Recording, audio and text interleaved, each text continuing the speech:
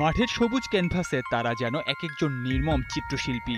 প্রতিপক্ষের রক্ষণভাগকে ক্যানভাস বানিয়ে ফরাসি ফরোয়ার্ডরা সেখানে এঁকে চলেছেন গোলের পর গোল। উত্তর আমেরিকা বিশ্বকাপে মাত্র 4 ম্যাচ খেলে ফ্রান্সের গোল সংখ্যা এখন 13, আর এই 13 গোলের 12টির কারিগর ফরাসিদের আক্রমণ ভাগের 4 সেনাপতি। এমবাপে দেমবেলেদের পায়ের নিচে পিষ্ট হয়ে প্রতিপক্ষের ডিফেন্ডাররা এখন স্রেফ খড়কুটো।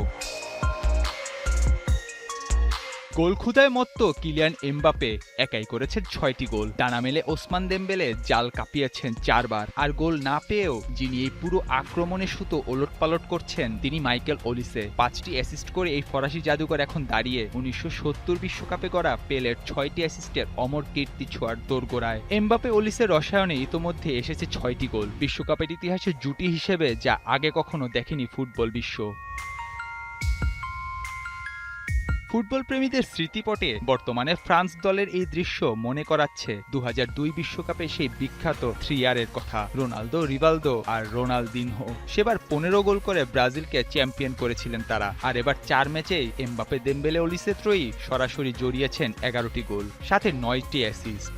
ফরাসিদের এই দাপট তাই খোদ ব্রাজিলিয়ানদের সেই শ্রেষ্ঠত্বকে এখন জানাচ্ছে চ্যালেঞ্জ।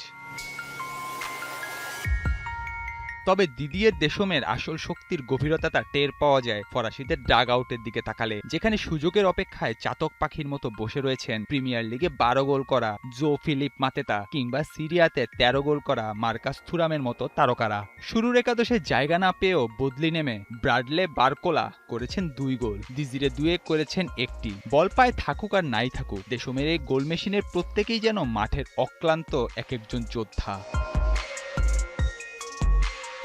এই ফরোয়ার্ডদের কাঁধে ভর করে ফ্রান্স ফুটবলে সাফল্যের শেষ চূড়া স্পর্শ করবে কিনা সেটি বলবে মহাকাল। তবে পুস্কাসের হাঙ্গেরি আর পেলের ব্রাজিলের পাশে এমবাপে ওলিসেদের নাম একই বন্ধনীতে উচ্চারিত হওয়াটা প্রমাণ করে এই ফরাসিদের আক্রমণ ভাগ এখন রূপ নিয়েছে এক নির্মম ধ্বংসযজ্ঞে।